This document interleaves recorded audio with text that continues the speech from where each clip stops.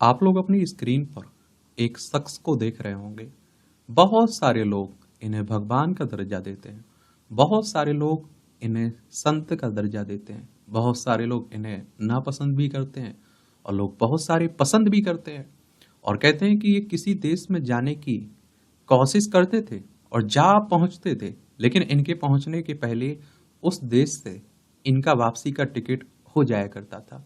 वहां की सरकार इन्हें रुकने नहीं देती थी। तो मैं बात कर रहा हूं रजनीश ओशो की, और इन्हें आप लोग अपनी स्क्रीन पर भी देख रहे होंगे। तो इन्हीं के बारे में हम लोग जानते हैं। और अभी भी आप देखते हैं कि कहते हैं ऐसा बहुत सारे लोग कि अगर नींद ना आ रही हो और इनकी जो बातें हैं रिकॉर्डेड, उन्हें सुनने लग जाइए ना, मालूम नहीं चलेगा कब आपको नींद आ गई। और अभी भी लाखों लोग सुनते रहते हैं। अपने लाखों प्रशंसकों, शिष्यों और अनुयायियों के लिए वो सिर्फ ओशो थे। भारत और फिर बाद में पूरी दुनिया में उन्हें आचार्य रजनीश और भगवान श्री रजनीश के नाम से जाना जाता था। ओशो का अर्थ है वो शख्स जिसने अपने आप को सागर में विलीन कर लिया हो, और उन्हें दुनिया से लगभग 33 वर्ष के लगभग इससे ज्यादा टाइम हो चुका है गए हुए, लेकिन आज भी उनकी लाखों लिखी किताबें बिक रही हैं। उनके वीडियो, ऑडियो सोशल मीडिया पर आज भी खूब देखे सुने जाते हैं। और ओशो में लोगों की दिलचस्पी इसलिए भी जगी क्योंकि वो किसी परंपरा, दार्शनिक विचारधारा या धर्म के हिस्सा कभी नहीं रहे। 11 दिसंबर 1931 को मध्य प्रदेश में जन्मे ओशो का असली नाम चंद्रमोहन जैन था। और आज के बहुत सारे संत लोग इन्हें अपना दुश्मन समझने लगे थे। वो इस तरह की कड़वी बातें कहते थे। बसंत जोशी ओशो की जीवनी द ल्यूमनस रिवेल life story of a maverick mystic में लिखते हैं कि ओशो एक सामान्य बच्चे की तरह बड़े हुए, लेकिन तब भी उनमें कुछ ऐसा अलग था जो उन्हें सामान्य बच्चों से अलग करता था। बचपन से ही उनमें एक गुण था, सवाल पूछना और प्रयोग करना। शुरू से ही लोगों में उनकी दिलचस्पी थी और मानव प्रवृत्ति पर पैनी नजर रखना उनका मुख्य सुगल हुआ करता था। नतीजा ये हुआ कि वे अपने से बाहर की दुनिया और मानव मस्तिष्क पर उनकी बारीक नजर हुआ करती थी और कॉलेज से निकाले गए कहते हैं। और बचपन से ही इनमें आप देखिए जिज्ञासा थी। कोई अगर कोई क्वेश्चंस, कोई उत्तर दे रहा है तो उसमें भी एक क्वेश्चंस ढूंढ लेना, आखिर ये हुआ तो कैसे हुआ। जब 1951 में बीए पास करने के बाद ओशो ने जबलपुर के हितकारनी कॉलेज में दाखिला लिया तो दर्शन शास्त्र के एक प्रोफेसर से उनकी ठन गई। वो लेक्चर के दौरान उनसे सवाल पूछते थे कि प्रोफेसर जवाब देते देते तंग आ जाते थे और समय पर अपना कोर्स पूरा नहीं कर पाते थे। और बसंत जोशी लिखते हैं कि आखिरकार जब प्रोफेसर से बर्दाश्त नहीं हुआ तो उन्होंने प्रधानाचार्य को अल्टीमेटम दे दिया कि उस कॉलेज में या तो वो रहेंगे या फिर चंद्रमोहन जैन यानी कि रजनीश ओशो रहेंगे। प्रधानाचार्य ने चंद्रमोहन को अपने दफ्तर में बुलाकर कॉलेज छोड़ देने के लिए कहा। हालांकि उन्होंने माना कि इस प्रकरण में उनकी कोई गलती नहीं है, लेकिन वो नहीं चाहते कि इस मुद्दे पर उनके कॉलेज के वरिष्ठ प्रोफेसर अपने पद से इस्तीफा दे दें।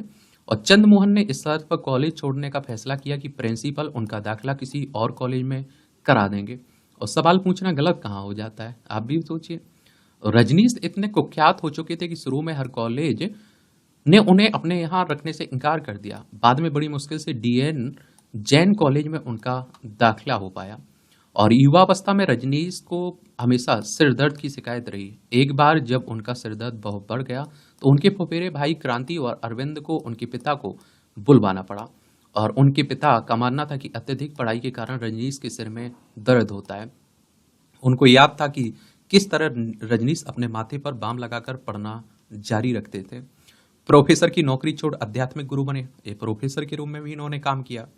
तो रजनीश ने अपने करियर की शुरुआत 1957 में रायपुर के संस्कृत विश्वविद्यालय में प्रवक्ता बनकर की और सन 1960 में वो जबलपुर विश्वविद्यालय में दर्शन शास्त्र के प्रोफेसर बन गए। उनको उस जमाने में एक तेज तर्रार अध्यापक माना जाता था। इस दौरान एक आध्यात्मिक गुरु के रूप में उन्होंने अपना करियर शुरू किया और पूरे भारत का दौरा करने लगे और राजनीति, धर्म और सेक्स पर विवादास्पद बयान देने लगे।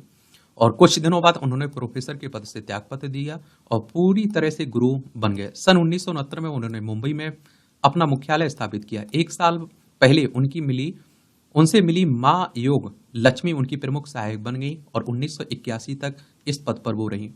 और इसी दौरान उनकी मुलाकात एक अंग्रेज महिला क्रिस्टीना वुल्फ से हुई और उनको रजनीश ने सन्यासी नाम माँ योगा विवेक दिया और वो उन्हें अपने पिछले जन्म की दोस्त मानते थे, वो उनकी निजी सहयोगी बन गई। मौलिक विचारों के कारण प्रसिद्ध, तो रजनीश ने शुरू से ही सदियों से चली आ रही धार्मिक धारणाओं और कर्मकांडों के खिलाफ अपनी आवाज उठाई। एक आध्यात्मिक गुरु के तौर पर ओशो का मानना था कि संगठित धर्म लोगों का आध्यात्मिक ज्ञानोदय के बजाय लोगों में विभाजन का जरिया बना है, और उनकी नजर में धर्म कुरीतियों का शिकार होकर अपनी जीवन शक्ति खो चुका है। ओशो ने धर्म और राजनीति को एक ही सिक्के के दो पहलू माना, और जिसका एकमात्र उद्देश्य लोगों पर नियंत्रण करना। उन्होंने पूर्व दर्शन और फ्रॉड के मनोविश्लेषक का अद्भुत समन्वय लोगों के सामने पेश किया, और खुले शब्दों में सेक्सुअल लिबरेशन की वकालत भी। और बहुत सारे लोगों को यही रास नहीं आता था। जटिल अवधारणाओं को सामान्य भाषा में पेश करने की उनकी क्षमता ने अलग अलग पेशे कई कई लोगों को उनकी तरफ खींचा। जाने माने लेखक खुशबंत सिंह ने उनकी तारीफ करते हुए लिखा कि ओशो भारत में पैदा हुए सबसे मौलिक विचारों में से एक थे। इसके अलावा वो सबसे अधिक विचारशील, वैज्ञानिक और नए विचारों वाले शख्स थे। अमेरिकी लेखक टॉम रॉबिन्स का मानना था कि ओशो की किताबें पढ़कर लगता है कि 20वीं सदी के सबसे महान आध्यात्मिक गुरु थे वो। और लकड़ी की माला और लॉकेट में ओशो का चित्र। कई सालों तक ओशो की सचिव रही मां आनंद शीला बहुत कम उम्र में उनके संपर्क में आ गई थी। ओशो अपनी हर महिला अनुयायी को मां का नाम दिया करते थे, क्योंकि वो हर महिला को मातृत्व का प्रतीक मानते थे। हर पुरुष अनुयायी को वो स्वामी कहकर पुकारते थे, और ताकि उन्हें हमेशा ये बात याद रहे कि उन्हें अपने ऊपर नियंत्रण रखना है। और शीला अपनी आत्मकथा don't kill him the story of my life with भगवान रजनीश में लिखती हैं कि जब मैं उनके कमरे में दाखिल हुई तो भगवान मेरी तरफ देखकर मुस्कुराए और अपनी बाहें फैला दी। उन्होंने मुझे अपने सीने से लगाया और बहुत धीरे से मेरा हाथ पकड़ लिया, और मैंने उनकी गोद में अपना सिर रख दिया। थोड़ी देर बाद मैं चुपके से उठकर जाने लगी। उन्होंने मुझे फिर बुला लिया। उन्होंने कहा, शीला, कल तुम मुझसे 2:30 बजे मिलने आओगी।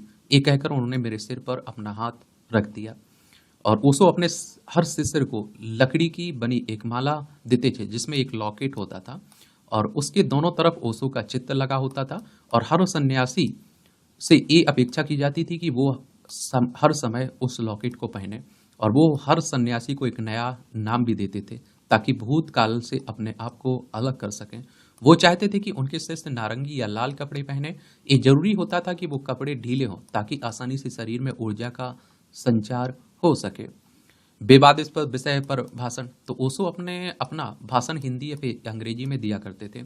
अनुयायियों को निर्देश थे कि भाषण के समय वो अपनी आंखें बंद रखें। ओशो विवादास्पद विषयों पर अपनी राय रखने के लिए मशहूर थे। और बिन मैकॉर्मक अपनी किताब द रजनीश क्रॉनिकल में लिखते हैं कि उनके विचार इतने विवादास्पद होते थे कि कई बार भारतीय संसद में उन पर प्रतिबंध लगाने के बारे में चर्चा भी हुई। देश की सर्वोच्च मंदिर भी कहते हैं आप लोग, संसद में चर्चा हो रही है।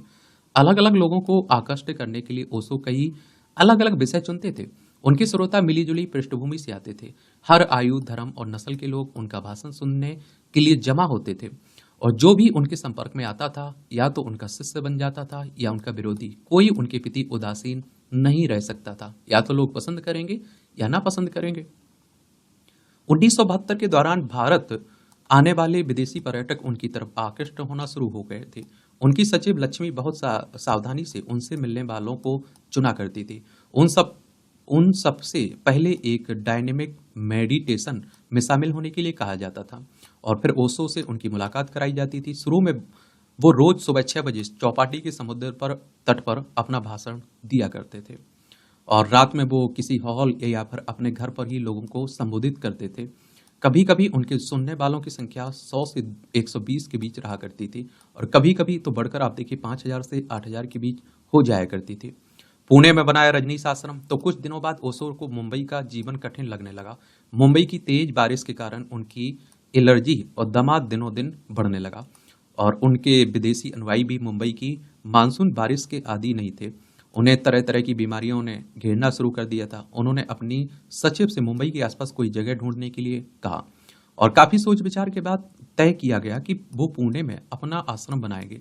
पुणे का मौसम और आबो हवा मुंबई से बेहतर थे। उन्होंने आश्रम के लिए कोरेगांव को चुना। और आनंद शीला लिखती हैं कि पुणे पहुंचने के बाद ओशो ने अपने आप को लोगों से अलग थलग करना शुरू कर दिया।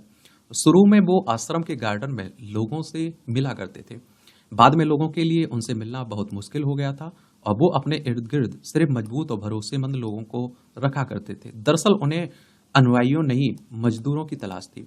उन्होंने अधिकतर भारतीयों को नजरअंदाज करना शुरू कर दिया। जब उन्हें लगने लगा कि कई लोग सिर्फ जिज्ञासा के कारण उनके आश्रम आ रहे हैं, तो उन्होंने आश्रम में प्रवेश की फीस बढ़ा दी। और यही नहीं, अपने भारतीय अनुयायियों को हतोत्साहित करने के लिए उद्देश्य से उन्होंने अंग्रेजी में भाषण देना शुरू कर दिया। यौनिकता से जुड़े नैतिक मुद्दों को ताक पर रखा, तो वो हमेशा कुर्सी पर बैठते थे और उनके शिष्य जमीन पर। जल्द ही उन्होंने पुणे में अपने को स्थापित कर लिया और रोज करीब 5,000 लोग उन्हें सुनने आने लगे। पुणे में रजनीश आश्रम के कारण पर्यटन बढ़ने लगा। आश्रम ने पुणे को दुनिया के नक्शे पर स्थापित करने में भी एक बड़ी भूमिका निभाई और उसने पुणे की अर्थव्यवस्था को भी एक स्थायित्व प्रदान किया और शहर में धन और रंगों की बहार आ गई। ओशो के आश्रम में तरह तरह की थेरेपीज दी जाने लगी और पानी की तरह पैसा आने लगा। इन थेरेपीज में सेक्स थेरेपीज को सबसे अधिक महत्व मिलने लगा और इनमें यौनिकता को बिना किसी पूर्वाग्रह के स्वीकार किया जाने लगा। यौनिकता के साथ जुड़े नैतिक मुद्दों और रोक टोक को ताक पर रख दिया गया। आनंद शीला लिखते हैं कि भगवान चाहते थे कि हम बिना किसी ईर्ष्या और अधिकार की भावना के काम करें। भारतीय लोगों को इन थेरेपीज में नहीं लेने दिया जाता था। हर कोई ये नहीं समझ पाया कि ओशो ने इन थेरेपीज में भारतीय लोगों के भाग लेने पर क्यों रोक लगा दी थी और उनसे इस बारे में कई सवाल पूछे गए। उनका तर्क था कि पश्चिम के लोग एक उत्पीड़क दुनिया से आते हैं, उनका रहन सहन और मानसिकता भारतीय लोगों से बिल्कुल जुदा है। उनको ये सक्रिय थेरेपी की जरूरत है, जबकि भारतीय लोगों के लिए निष्क्रिय और शांत ध्यान पर्याप्त है। आश्रम की महिलाओं के साथ यौन उन्मुक्तता, तो ओशो ने अपने आश्रम में यौन पार्टनर्स को बदलने को हमेशा प्रोत्साहित किया। ओशो के एक शिष्य रहे टिम गेस्ट अपनी किताब my life in orange growing up with the गुरु में लिखते हैं कि कई भारतीय उनकी किताब संभोग से समाधि को पोर्नोग्राफी किताब मानते हैं और इससे उनकी धार्मिक भावनाओं को चोट पहुंचती है, क्योंकि इसमें खुलेआम सेक्स के बारे में बात की गई है। एक किताब लिखकर वो सेक्स को दबाने की सोच रखने वाले साधु संतों के दुश्मन बन गए और अपने विचारों को खुलेआम अभिव्यक्त करने की उनकी वकालत को सेक्सुअल पार्टनर्स बदलने के प्रोत्साहन के रूप में देखा गया और उन पर आश्रम की महिलाओं में यौन उन्मुक्तता को बढ़ावा देने के आरोप भी लगे थे। थोड़े समय में पुणे के रजनीश आश्रम का कुल क्षेत्र 25,000 वर्ग मीटर हो गया। वहां पर एक मेडिकल सेंटर बनाया गया और जहां दुनिया भर से लाए गए डॉक्टरों और नर्सों को रखा गया। आश्रम में रहने वाले लोगों और पूर्णकालिक मजदूरों के लिए मेडिकल सेवा मुफ्त रखी गई। आनंद शीला लिखती हैं कि ओशो नहीं चाहते थे कि उस संकुचित जगह पर नवजात बच्चों को रखा जाए, इसलिए सन्यासियों को गर्भवती होने के लिए हतोत्साहित किया गया जाता था। ओशो ने आश्रम के कई पदाधिकारियों से गर्भ निरोधक ऑपरेशन कराने के लिए कहा था, क्योंकि गर्भवती महिलाएं और पैदा हुए बच्चे आश्रम के लिए समस्या बन सकते थे। आश्रम के अंदर बच्चे पैदा करने पर मनाही थी और न ही गर्भवती महिलाएं आश्रम के अंदर रह सकती थी। ओशो अक्सर यौन रिप्रेशन की बात करते थे, इसलिए सन्यासी खुला सेक्स जीवन जीते थे और जिसकी वजह से आश्रम में संक्रामक रोग, यौन रोग बढ़ने लगे। कुछ सन्यासियों के तो 1 महीने में 90 के करीब यौन संपर्क देखे गए।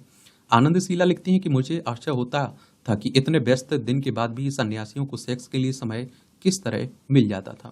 परफ्यूम और इत्र से एलर्जी, तो इस बीच ओशो की बीमारियां बढ़ने लगी और उनकी एलर्जी, अस्थमा और पेट में दर्द बढ़ गया और जब उनका मधुमेह बढ़ा तो उन्होंने अपने निवास से निकलना और भाषण देना बंद कर दिया और उनकी आंखें कमजोर होती चली गई और आप देखेंगे किताब पढ़ने के बाद उनके सिर में एक बार फिर दर्द रहने लगा। और आनंद शीला लिखती हैं कि उनको परफ्यूम से बहुत एलर्जी थी। हम उन लोगों को उनके पास आने से रोकने में बहुत मशक्कत करनी पड़ती थी जिन्होंने सेंट लगाया होता था। सुबह और शाम के भाषणों से पहले हर श्रोता के शरीर को सूंघा जाता था और कहीं उनके कोई परफ्यूम तो नहीं लगा रखा। एक अजीब तरह की प्रक्रिया थी, लेकिन ओशो को एलर्जी से बचाने के लिए ये जरूरी भी था। कहते हैं कि अमेरिका जेल में 17 दिन, तो पुणे से भी ओशो का दिल भर गया। उन्होंने अमेरिका में ओरेगन में एक आश्रम बनाने की योजना बनाई जिसमें हजारों लोग एक साथ रह सकें। 31 मई 1981 को मुंबई से अपने नए आश्रम के लिए रवाना हुए और जहाज की सभी फर्स्ट क्लास की सीटें उनके निकट सहयोगियों के लिए बुक थीं। उनके साथ उनके 2,500 आश्रमवासियों ने भी अमेरिका का रुख किया। इनमें मशहूर फिल्म अभिनेता विनोद खन्ना भी थे। इस बीच ओशो ने 93 रॉल्स रॉय कारें खरीदी, लेकिन यहीं से उनके बुरे दिन शुरू हो गए। उनका अमेरिकी सपना ताश के पत्तों की तरह ढहना शुरू हो गया। उन पर प्रवासी नियमों का उल्लंघन करने के लिए मुकदमा चलाया गया। उन्हें 17 दिन अमेरिकी जेल में रहना पड़ा। जेल से निजात मिलने पर वो अमेरिका छोड़ने के लिए राजी हो गए। इसके बाद उन्होंने कई देशों में शरण लेने की कोशिश की, लेकिन एक के बाद एक कई देशों ने उन्हें अपने यहाँ लेने से इनकार कर दिया और आखिरकार वो अपने देश भारत वापस आने के लिए मजबूर हो गए। और 19 जनवरी 1990 को उन्होंने मात्र 58 साल की उम्र में इस दुनिया से अलविदा कहा। पुणे के उनके निवास लाओ जू हाउस में उनकी समाधि बनाई गई और जिसके टॉम्बे स्टोन पर लिखा गया, ओशो जो ना कभी पैदा हुए ना कभी मरे। उन्होंने 11 दिसंबर 1931 और 19 जनवरी 1990 के बीच इस धरती की यात्रा की थी। और इनकी मौत को लेकर आप देखिए बहुत सारे सवाल खड़े किए जाते हैं, बहुत सारे लोग साजिश की बात करते हैं, तो वो अलग मैटर है। तो ये कहानी इस तरह से आप देखेंगे ओशो की है। किसकी है? ओशो की है। और किसी के बारे में बात करनी हो तो, दिलचस्पी हो तो बता सकते हैं उसका नाम, उसके बारे में भी हम लोग जान लेंगे। ठीक है, धन्यवाद।